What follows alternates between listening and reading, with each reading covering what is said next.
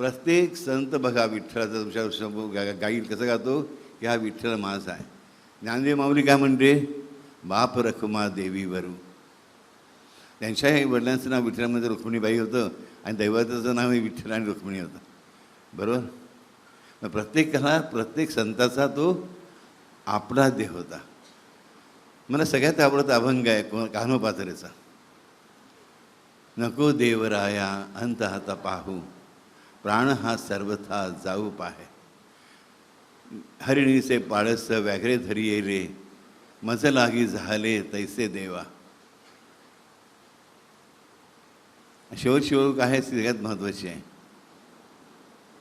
कोण आलो ते,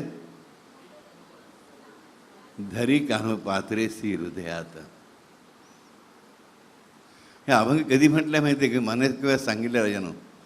कान्होपात्रे अतिशय सुंदर देखणी होती. अवघी 16 वर्षाची मुलगी होती. तिची आई वेश्या होती, तिची आजी वेश्या होती, तिची मावशा वेश्या होत्या, तिच्या बहिणी वेश्या होत्या. आणि बेदरचा बादशाह तिच्या मागे लागला, तिच्या लावण्याने वेळा झालेला की मला ही पाहिजेच. तिच्या आईने श्यामा नायकिनीने पैसे घेतलेले होते बादशाहकडून. ही म्हणजे माझा फक्त विठ्ठल आहे, मला काही संसार करायचा नाही, मला कोणावर जायचं नाही, बादशाह वगैरे काही नाही, मी पैशाला स्पर्शही करणार नाही, तुलाही करू देणार नाही. तिची आई तिला कोंडून घालते, उपाशी ठेवते, लाथेने मारते, तरी ते ऐकत नाही. शेवटी आई तिला हाताला धरून खेचून म्हणते, मी तुला हाताला धरून खेचून बादशाच्या पलंगावर झोपवीनच, तरच नावाची श्यामा नायकीण. तेव्हा ही प्रतिज्ञा उच्चारते कान्होपात्रा, आई लक्षात ठेव, तू माझ्या देहाला काय, माझ्या शरीराला काय, माझ्या जळलेल्या चितेच्या राखेला सुद्धा स्पर्श करू शकणार नाहीस. काय सांगतेस, माझ्या जळलेल्या देहाच्या जळलेल्या चितेच्या राखेलाही तू स्पर्श करू शकणार नाहीस. आणि हे बोलत असतानाच श्यामा नायकीण गुपचूप खून करते आणि बादशाहचे सैनिक आत घुसतात. कान्होपात्रा खिडकीतून खाली उडी घेते पहिल्या मजल्यावरून. कोणाच वाटत नसतं की बरं पहिल्या मजल्यावर खाली उडी मारून, एवढी नाजूक मुलगी. आणि धावत धावत पंढरीच्या मंदिरामध्ये जाते. आणि तेव्हा विठ्ठला पाहता क्षणी तिच्या मुखातून जो अभंग निघाला आहे तो हा अभंग आहे. नको देवराया अंत आता पाहू, प्राण हा सर्वथा जाऊ पाहे. धरी कान्होपात्रे सी हृदयात. हा शेवटच्या ओळीमध्ये खरोखरच तसंच घडलं. त्या विठ्ठलाच्या हृदयातून एक तेजशलाका निघाली आणि कान्होपात्रेला अख्खीच्या अख्खी घेऊन आतमध्ये शिरली. कान्होपात्रा सदैव पांडुरंगाच्या हृदयात राहिली.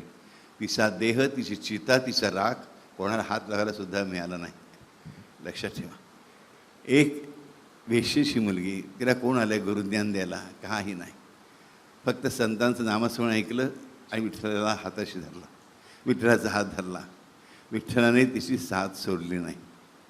लक्षात ठेवा. ही खात्री जी कान्होपात्रेला होती त्या 16 वर्षाच्या आजाण बालिकेला होती. बादशाचे क्रूर सैनिक मागे लागलेले आहेत, आई प्रत्यक्ष वैरीण झालेली आहे, जन्माची आई. अशा परिस्थितीत त्या मुलीला पांडुरंगाविषयी काय सांगते, तुझी माझी माऊली आहेस. या तर ओळ ह्या क्षणा मला मधल्या ओळीची आठवते. धाव गे जननी विठाबाई. मधली ओळ आहे, धाव गे जननी विठाबाई. येस, तो बाप पण आहे आणि आई पण आहे, तो मायबाप आहे. हा मायबाप आहे ह्या भावनेतून, हा माझा मित्र आहे. ह्याच्यावर जीवश्य करण्याचे मित्र माझा कोणी असूच शकत नाही. ह्याच्यावेळी जे रहस्य मी सांगेन ते फक्त त्याच्याकडेच राहील, असं कोणालाही कळणार नाही. आणि तरी त्याला जो करायचं रे तो करेलच आणि ते माझ्या हितातच असेल. ही भावना बाळगा राजानो.